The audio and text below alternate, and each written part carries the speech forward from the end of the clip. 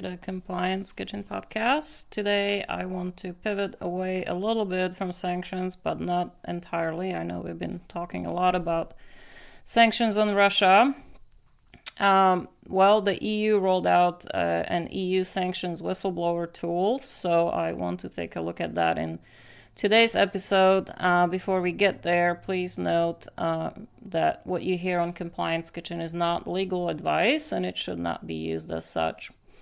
Now, about this EU Sanctions Whistleblower Tool, so the European Commission launched the tool. This is to facilitate anonymous reporting of sanctions violations. It concerns not just present, but also past attempted or planned violations of EU sanctions. So I clicked on the website that explains a little bit more about the tool. It explains that EU sanctions can cover a wide range of individual and also sectoral restrictions. Then it goes to explain about individual sanctions, what they apply to. Same thing for sectoral sanctions. There's a EU sanctions map that provides an overview of the sanctions regimes currently in force in the EU, including the measures, related legal acts, and lists of designated individuals and entities. And then it explains that the EU sanctions apply within the territory of the EU, including the airspace, on board any aircraft or vessel under the jurisdiction of a EU member state.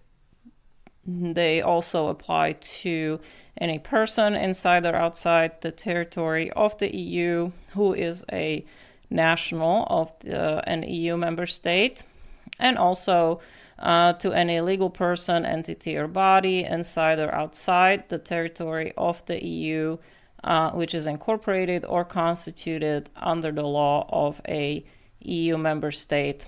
And of course, they apply to any legal person, entity, or body in respect of any business that is done in whole or in part within the EU. The Sanctions Whistleblower Tool website also explains that the EU sanctions support the objectives of the EU's common foreign and security policy, fight against terrorism, non-proliferation of WMDs, promotion of democracy, rule of law, and human rights, and that they create legal obligation for all EU citizens, operators, and businesses conducted within the EU. And while EU sanctions are adopted by the Council of the EU, the individual member states are responsible for their enforcement, including through the application of penalties in case there are violations. So the tool is obviously voluntary, confidential, and anonymous. And so this is available if you want to check that out on eusanctions.integrityline.com.